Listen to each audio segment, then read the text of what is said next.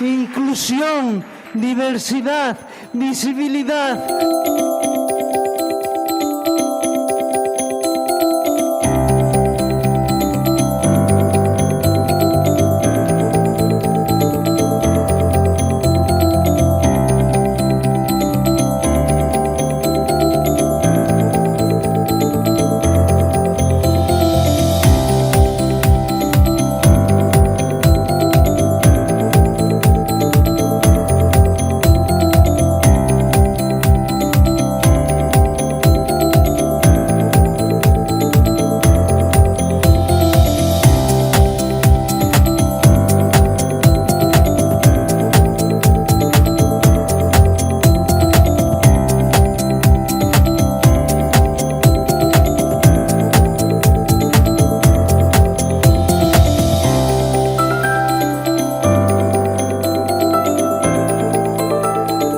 Es necesario que a través de una herramienta tan bonita como el cine se visibilice a las personas con una diferente condición, en este caso una discapacidad.